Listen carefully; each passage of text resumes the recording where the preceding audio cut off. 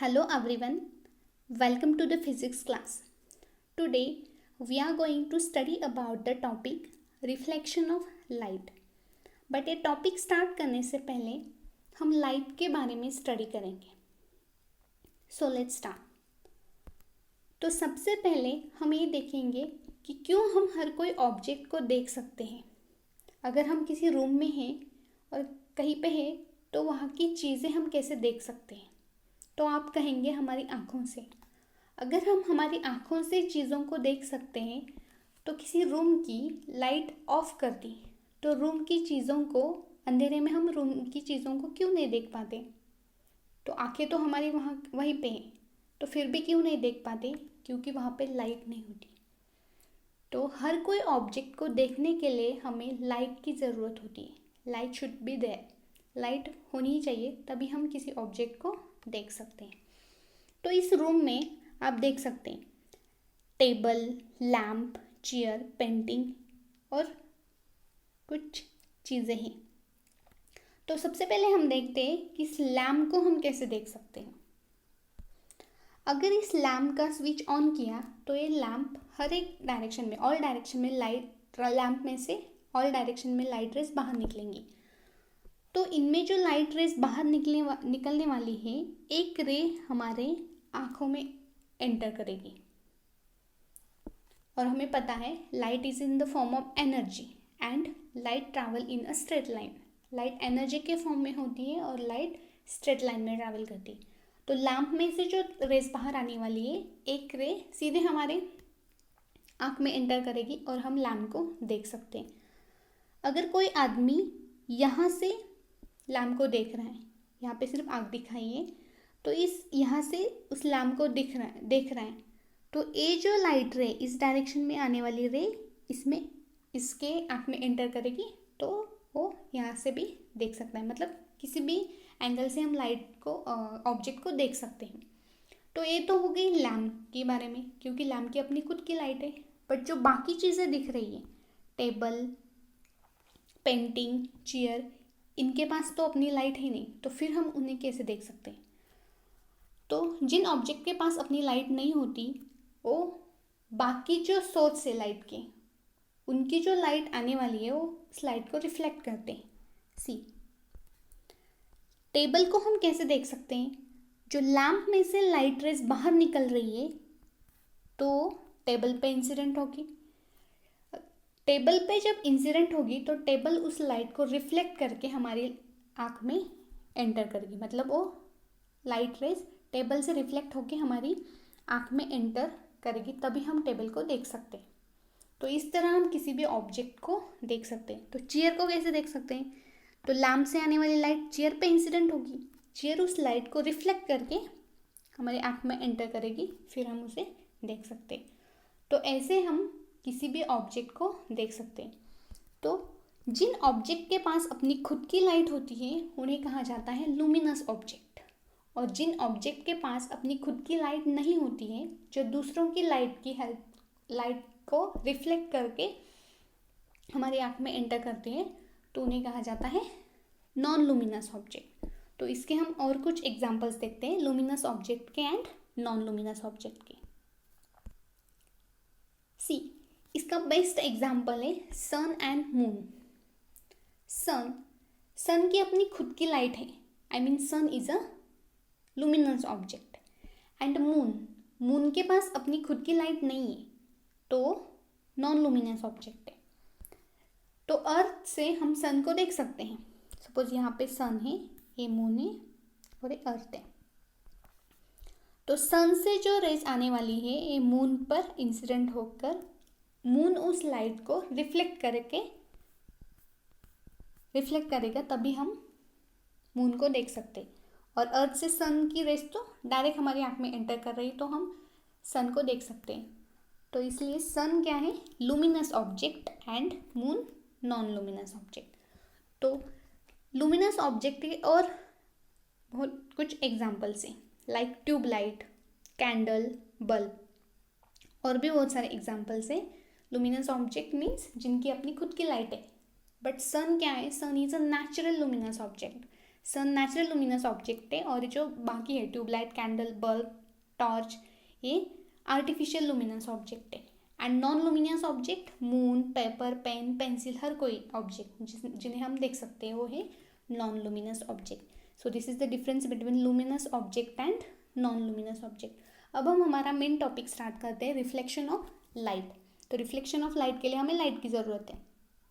सी but ये topic start करने से पहले हम एक एक्टिविटी करेंगे, आई थिंक आप सबने की भी होगी। मतलब आप क्रिकेट तो खेलते हैं वैसे बॉल के साथ, अगर बॉल को हमने वॉल पर फेंका तो वो बॉल बाउंस करके चली जाएगी।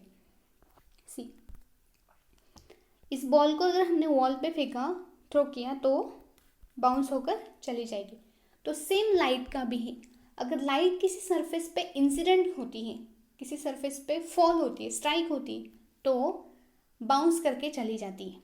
बट अब इस सरफेस के ऊपर उसकी आगे की जर्नी डिपेंड है। मतलब इस टॉर्च से ये लाइट रेज आ रही है, बीम आ रही है। एक्चुअली बीम क्या है? Collection of rays. एक जो सिंगल रेज है, मतलब जो सिंगल होती है वो रेज है, और जो नंबर ऑफ रेज है, कलेक्शन ऑफ रेज है, उसे क्या कहा जाता है? बीम। तो ये जो रेज है इस सरफेस के ऊपर इंसिडेंट हो रही, फॉल हो रही है, तो ये सरफेस डिसाइड करेगा कि लाइट एब्जॉर्ब करेगा, रिफ्लेक्ट करेगा, ट्रांसमिट करेगा। तो कुछ लाइट रिफ्लेक्ट होकर चली जाएगी, कुछ ये सरफेस एब्जॉर्ब करेगा और कुछ ये सरफेस ट्रांसमिट करेगा। तो जो सरफेस ट्रांसमिट करता है वो रिफ्रैक्शन ऑफ लाइट, बट हमारा मेन टॉपिक है रिफ्लेक्शन ऑफ लाइट। तो ये सरफेस के ऊपर डिपेंड है कि लाइट को कितना रिफ्लेक्ट करता है। तो जो लाइट सरफेस पर इंसिडेंट होती है वो रिफ्लेक्ट होकर चली जाती है। अब हम इस सरफेस को देखते हैं। अगर कोई सरफेस स्मूथ, शाइनी और पॉलिश रहे तो सबसे ज़्यादा लाइट को रिफ्लेक्ट करता है, और अगर कोई सरफेस रफ और डल है तो कम लाइट को रिफ्लेक्ट करता है। मतलब अगर आपके पास कोई प्लेन सरफेस है, प्लेन, पॉलिश, स्मूथ, तो सबसे ज़्यादा लाइट को रिफ्लेक्ट करेगा। अब हम देखते हैं इसके मतलब स्मूथ सरफेस के और रफ सरफेस के कुछ एग्जांपल्स। सी स्मूथ शाइनी सरफेस है वो ज़्यादा लाइट को रिफ्लेक्ट करता है, और डल सरफेस है वो कम लाइट को रिफ्लेक्ट करता है। तो आपको यहाँ पे smooth surface, smooth shiny surface के कुछ एग्जांपल्स दिख रहे हैं। तो अगर इस सरफेस पे लाइट इंसिडेंट होगी तो वो लाइट को रिफ्लेक्ट करेगी, क्योंकि ये स्मूथ सरफेस है। पॉलिश्ड और शाइनी सरफेस, ये स्पून है, स्पून हम आपको पता है शाइनी है, तो वो भी लाइट को रिफ्लेक्ट करने वाला है।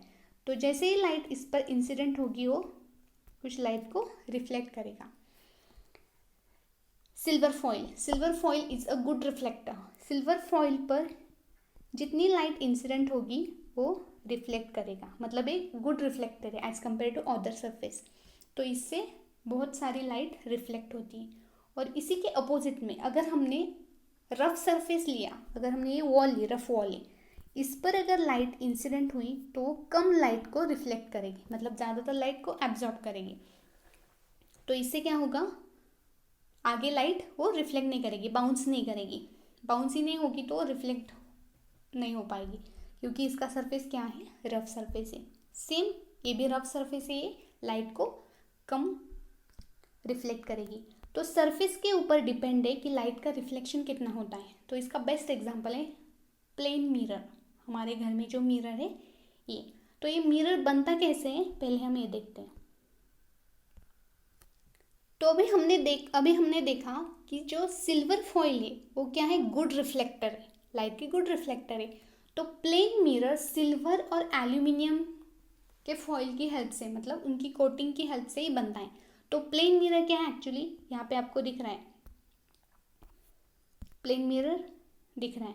तो प्लेन मिरर एक ग्लास स्लैब है, एक ग्लास की पट्टी यहाँ पे दिख रही है आपको। ये ग्लास की पट्टी है जिसकी एक साइड तो ये ऊपर की होगी, और जो दूसरी साइड है, कोई भी एक साइड से हमें उसे एल्यूमिनियम से या सिल्वर से कोट करना है। अगर हमने पहले एल्यूमिनियम से या सिल्वर से कोट किया तो इसके ऊपर हमें रेड कलर की फिर से कोटिंग करनी है। क्यों कोटिंग करनी है? क्योंकि वो एल्यूमिनियम और सिल्वर को प्रोटेक्ट करता है, मतलब डैमेज होने से प्रोटेक्ट करता है। इसकी वजह से हमें उसके ऊपर रेड कलर की कोटिंग की जाती है। तो अगर कोई मिरर एल्यूमिनियम या सिल्वर से कोट किया है तो इसके ऊपर उसकी क्वालिटी डिपेंड होती है। तो आपको पता है मार्केट में 5-10 रुपए के भी मिरर होते हैं और ज़्यादा कॉस्ट वाले भी मिरर होते हैं। तो जो 5-10 वाले मिरर होते हैं उनकी कोटिंग एल्यूमिनियम से की जाती है, और जो ज़्यादा कॉस्ट वाले मिरर होते हैं उनकी कोटिंग सिल्वर से की जाती है। मतलब वो उसकी क्वालिटी अच्छी होती है, तो इसको वो कोटिंग के ऊपर डिपेंड होता है कि किस मटेरियल से हम मिरर को कोट कर रहे हैं, एल्यूमिनियम से या सिल्वर से। तो सिल्वर एक गुड रिफ्लेक्टर है, इसकी वजह से सिल्वर और एल्यूमिनियम, तो इसकी वजह से मिरर में वो कोट किया जाता है। और आपको पता है मिरर से लाइट, बहुत सारी लाइट रिफ्लेक्ट होती है। तो रिफ्लेक्शन ऑफ लाइट बेसिकली क्या है, बाउंसिंग बैक ऑफ लाइट। अगर किसी सरफेस पे लाइट इंसिडेंट हो रही है, फॉल हो रही है, तो वो क्या करेगी, बाउंस करेगी लाइट को। तो इस तरह लाइट का रिफ्लेक्शन होता है। अब हम देखते हैं इस रिफ्लेक्शन ऑफ लाइट के रिलेटेड कुछ टर्म्स देखने से पहले हम मिरर का सिंबल देखते हैं, साइंटिफिक सिंबल, मिरर सिंबल। तो ये मिरर है, तो मिरर को एक साइड से कोट किया है, मतलब ग्लास स्लैब थी, पहले हमने उसे एक साइड से कोट किया है। तो जो एक कोटिंग साइड है वो ये साइड है, और जो हम मिरर में देखते हैं हमारा चेहरा, तो ये साइड है, मतलब ये रिफ्लेक्टिंग साइड है। हम खुद को जो मिरर में देखते हैं वो ये साइड है, रिफ्लेक्टिंग साइड। तो जो कोट की गई साइड है इसे हम ऐसे लाइन से ड्रॉ करते हैं, मतलब डिनोट करते हैं। तो ये जो लाइन दिखाई गई है इसका मीनिंग क्या है, इस साइड से हमने कोटिंग की है।